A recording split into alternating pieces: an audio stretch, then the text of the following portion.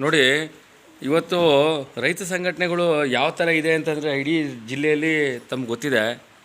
ಒಬ್ಬ ಒಬ್ಬ ಬಡ ರೈತ ರವಿ ಅಂದ್ಬಿಟ್ಟು ಬನ್ನೂರು ಹೋಬಳಿ ಸಿಹಳ್ಳಿ ಗ್ರಾಮದಲ್ಲಿರುವಂಥವನು ಒಬ್ಬ ರೈತನಿಗೆ ಸನ್ಮಾನ ಮಾಡೋದು, ಮತ್ತು ಒಬ್ಬ ಮಾದರಿ ರೈತನಿಗೆ ಸನ್ಮಾನ ಮಾಡೋದು, ಜೊತೆಗೆ ಒಬ್ಬ ಕಲಾವಿದಿಗೆ ಸನ್ಮಾನ ಮಾಡೋದು ಒಬ್ಬ ಬಡ ರೈತ ಮಾಡ್ತಿರೋದು. ಹಾಗೆಯೇ ತಾವು ನೋಡ್ತಾ ಇದ್ದೀರಿ ಇವತ್ತು ಹಾಗೆಯೇ ನಮ್ಮ ಸಿದ್ದರಾಜವ್ರು ಕೂಡ ಬಂದಿದ್ದಾರೆ. ನಾನು ಅವ್ರ ಬಗ್ಗೆ ಎಷ್ಟು ಹೇಳಿದ್ರು ಅದು ಕಮ್ಮಿನೇ.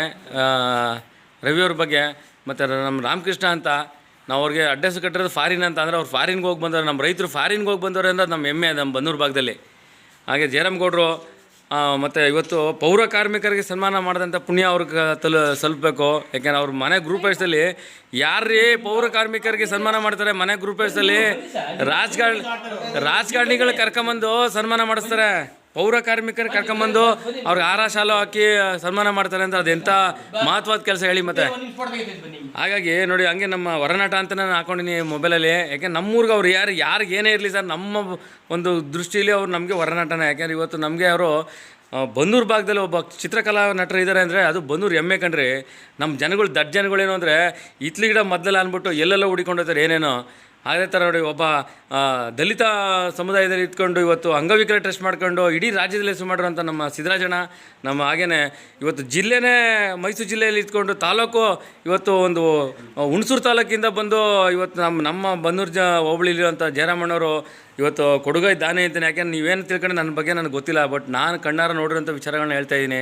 ರವಿನೂ ಅಷ್ಟೇ, ಎಷ್ಟೇ ಕಷ್ಟ ಇದ್ದರೂ ಕೂಡ ಒಬ್ಬ ಮನುಷ್ಯನ ಕರೆದು ಮನೆಗೆ ಪ್ರೀತಿ ವಿಶ್ವಾಸದಿಂದ ಊಟ ಹಾಕಿ ಒಬ್ಬ ಬಡ ರೈತ ಇನ್ನೊಬ್ಬ ರೈತನ ಸನ್ಮಾನ ಮಾಡ್ತಾನೆ ಅಂದರೆ ತುಂಬ ಖುಷಿ ಆಯ್ತದೆ. ನಮ್ಮ ರಾಮಕೃಷ್ಣವರು ಕೂಡ ಅಷ್ಟೇ, ಅವ್ರ ಮನೆ ನೋಡಿದ್ರೆ ಎಷ್ಟು ಬೇಜಾರಾಗುತ್ತೆ. ಒಬ್ಬ ರೈತನ ಮನೆ ಹಂಗಿದೆ ಅಂತ ನಿಜ ಬೇಜಾರಾಗ್ತದೆ. ಆದರೆ ಅವರು ಬಡತನ ಇಲ್ಲ, ಆದರೆ ನಾನು ಹುಟ್ಟು ಬೆಳೆದಿರೋ ಮನೆ ಹಿಂಗೆ ಇರಬೇಕು ಅನ್ನೋದು ಒಂದು. ಮತ್ತು ಅವರು ಆಯುರ್ವೇದಿಕ್ಗಳ ಬೆಳೆಸಿದ್ರು ಅವ್ರ ಮನೇಲಿ.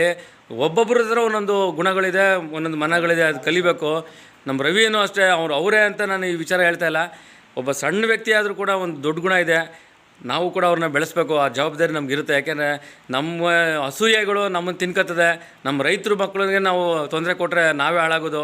ಆದರೆ ಈ ಥರ ಒಂದು ಸನ್ಮಾನ ಮಾಡಿ ಒಂದು ಸಣ್ಣ ಕಾರ್ಯಕ್ರಮಕ್ಕೆ ಇವತ್ತೇನು ಮಕ್ಕೆ ಹಬ್ಬ ಮಾಡಿದರೆ ಸಿಹಳ್ಳಿ ಗ್ರಾಮದಲ್ಲಿ, ಆ ಮಕ್ಕೆ ಹಬ್ಬಕ್ಕೆ ಕರೆದು ಅವರ ಆತಿಥ್ಯ ಕೊಟ್ಟು ಸನ್ಮಾನ ಮಾಡ್ತಾರಲ್ಲ, ನಿಜವಲ್ಲೂ ಖುಷಿಯಾದಂಥ ವಿಚಾರ ರವಿಣ್ಣ. ನಾನು ಬರೀ ವೀಡಿಯೋ ಮಾಡ್ತಾಯಿದ್ದೀನಿ, ನಾನು ಹೊಗಳಿಕೆ ಅಲ್ಲ. ನೋಡಿ, ಮನೆಯವರೆಲ್ಲ ಇದ್ದಾರೆ. ಯಾಕೆಂದರೆ ನೋಡಿ, ಇವರು ರೈತಾಪಿ ಜನ ಹತ್ರ ನಾವು ಬೇಕಾದಷ್ಟಿದೆ. ಇವತ್ತು ರೈತರು ಹಾಕೊಟ್ಟಂಥ ಮಾರ್ಗದರ್ಶನದಲ್ಲೇ ಇಡೀ ರಾಜ್ಯ ಹೋಗ್ತಿರೋಂಥದ್ದು. ಬೇರೆ ಎಲ್ಲ ಕುಲ ಬಾಂಧವರು ಇವತ್ತು ರೈತರನ್ನ ಅನುಸರಿಸ್ತಾ ಇರೋದು ಕೂಡ ಇದೇ ವಿಚಾರಕ್ಕೆ. ಯಾಕೆಂದರೆ ಬಂದವರಿಗೆ ಫಸ್ಟು ನೀರು ಕೊಟ್ಟು ಅವ್ರನ್ನ ಕಷ್ಟ ಸುಖ ವಿಚಾರಿಸಿ ಅವ್ರ ಹೊಟ್ಟೆ ತುಂಬ ಊಟ ಹಾಕಿ ಅವ್ರನ್ನ ಆದರಿಂದ ನೋಡ್ತಾರಲ್ಲ, ಅವರು ಕಂಡ್ರೆ ರೈತರು. ನಿಜವಾಗ್ಲೂ ಖುಷಿ ಆಗುತ್ತೆ. ರವಿಣ್ಣ, ನಮಸ್ಕಾರ.